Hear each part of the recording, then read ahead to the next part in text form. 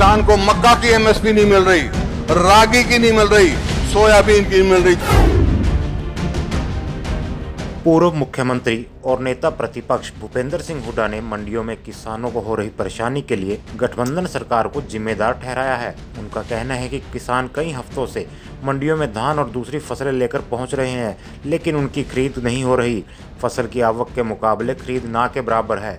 Registration और gate पास के नाम पर किसानों को परेशान किया जा रहा है। सरकार नमी का बहाना बनाकर फसल खरीदने से इनकार कर रही है। जितनी भी खरीद हो रही है उसमें भी किसानों को एमएसपी नहीं मिल पा रहा है। मजबूरी में किसान औने पौने दामों पर अपनी फसल प्राइवेट एजेंसी को बेच रहे हैं। निजी एजेंसियां किसानों की मजबूरी का फायदा उठाकर उन्हें लूट रही है। भूपेंद्र सिंह हुड्डा ने कहा कि यह वही प्राइवेट एजेंसियां हैं जिसके बारे में सरकार दावा कर रही थी कि 3 नए कानून लागू होने के बाद ये एजेंसियां फसल को एमएसपी से भी ऊंचे रेट पर खरीदेंगी। लेकिन अब स्पष्ट हो गया है कि प्राइवेट एजेंसियां सिर्फ किसानों की फसल लूटने में लगी हैं, क्योंकि सरकार किसानों की फसल एमएसपी पर खरीदने के लिए तैयार नहीं है। सरकार ने किसानों को इन प्राइवेट एजेंसियों के हवाले करने के लिए ही ये 3 किसान विरोधी कानून लागू किए हैं। सरकारी अनदेखी के कारण किसानों को अपनी धान 500 से 1000 रुपये कम रेट पर बेचनी पड़ रही है। हुड्डा ने कहा कि इसी तरह मक्का किसानों को भी प्रति क्विंटल 1000 से 1200 रुपये कम रेट मिल रहा है। यही हाल बाजरा और कपास का है। हुड्डा ने कहा कि प्रदेश की मंडियों में किसानों की हर फसल पिट रही है। मंडियां धान और दूसरी फसलों से अटी पड़ी है। किसान अपने पीले सोने को सड़क पर गिरने के लिए मजबूर है और सरकार आंखें बंद किए बैठी है।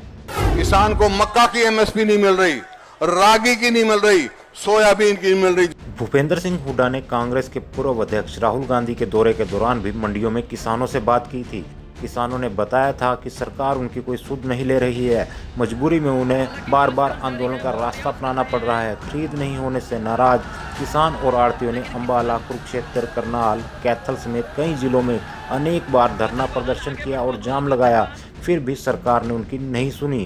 किसानों का कहना है कि सरकार के 3 नए कानूनों ने असर दिखाना शुरू कर दिया है। आने वाले दिनों में हालात और बदतर हो जाएंगे, इसलिए वो इन कानूनों को रद्द करने की मांग कर रहे हैं। भूपेंद्र सिंह हुड्डा ने सिरसा में सत्ताधारी गठबंधन सहयोगी जेजेपी के खिलाफ प्रदर्शन कर रहे किसान संगठनों के आंदोलन को जायज ठहराया है। उन्होंने कहा कि मुश्किल की इस घड़ी में सभी राजनीतिक दलों का फर्ज है कि वो कांग्रेस की तरह किसानों के साथ खड़े हों। इसलिए किसानों के साथ धोखा करने वाली सरकार से जेजेपी को फौरन समर्थन वापस लेना चाहिए। अब वक्त आ गया है जब सभी विधायकों को कुर्सी और किसान में से एक को चुनना पड़ेगा। जो किसान का नहीं है वह किसी का नहीं हो सकता।